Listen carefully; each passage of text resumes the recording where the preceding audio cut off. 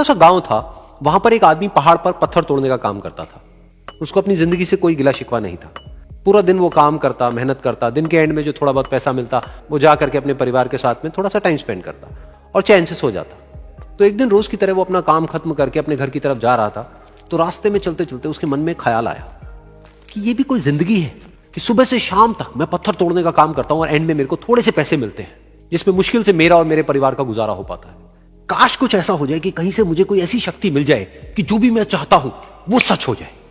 वो अपने घर पर गया, उसने खाना खाया, लेकिन उसका ध्यान खाने की तरफ नहीं था। उसके दिमाग में यही ख्याल चल रहा था। उसके बाद में वो यही सोचते सोचते सो गया। फिर नींद आने के कुछ देर बाद उसको एक सपना आया। सपने में उसने देखा कि रोज की तरह वो अपना काम खत्म करके अपने घर लौट रहा था। रास्ते में उसने एक बहुत ही बड़ा घर देखा और उसके मन में आया कि काश ये घर मेरा होता और मैं इसका मालिक होता। और उसके सोचते ही वो उस घर का मालिक बन गया। उसको यकीन ही नहीं हो रहा था कि जो उसने सोचा वो बन चुका है। लेकिन उसकी खुशी ज्यादा देर नहीं टिक पाई, क्योंकि उसको एकदम से एक शोर सुनाई दिया। उसने अपने घर के बाहर देखा कि एक बहुत बड़ी रैली निकल रही है, जिसमें बीचों बीच एक पॉलिटिशियन है जो ऐसे ऐसे हाथ हिला रहा है। और वहां पर जितने भी लोग खड़े थे सब उसके नाम के नारे लगा रहे थे, उसके आगे हाथ जोड़ करके खड़े थे, सब उसको देखने के लिए तड़प रहे थे।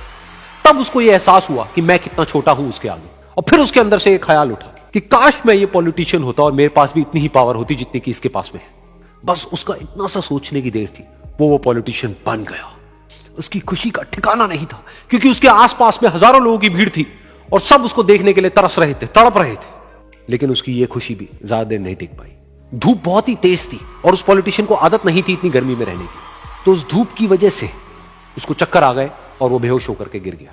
फिर उसको एहसास हुआ कि ये पॉलिटिशियन सबसे ताकतवर नहीं है, ये जो सूरज है ये सबसे ताकतवर है। और उसके मन में आया कि काश मैं ये सूरज बन जाऊं तो मेरे आगे कोई नहीं टिक पाएगा। और उसका इतना सा सोचने की देर थी और वो सूरज बन गया।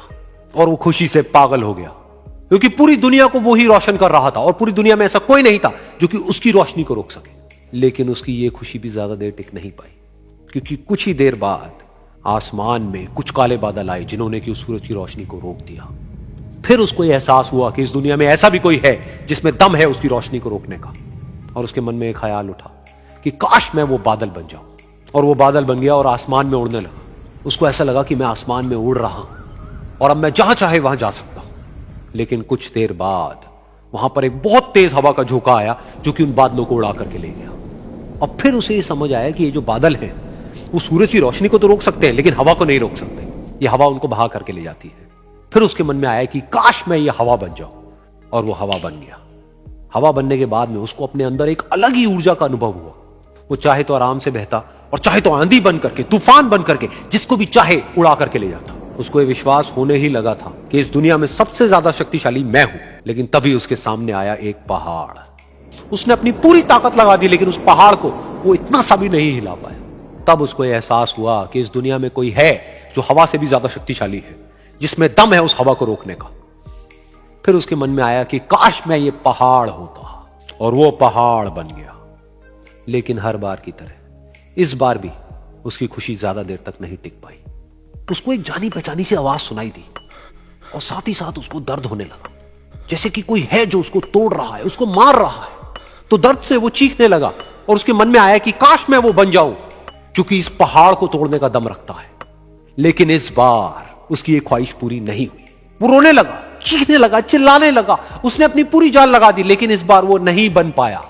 उसका दर्द बढ़ता ही चला जा रहा था और दर्द की वजह से एकदम से उसकी नींद खुली और सामने शीशा था। उसने शीशे में देखा और उसको समझ आया कि सपने में मैं वो क्यों नहीं बन पा रहा था जो मैं बनना चाहता था, क्योंकि असलियत में मैं वो ही हूं।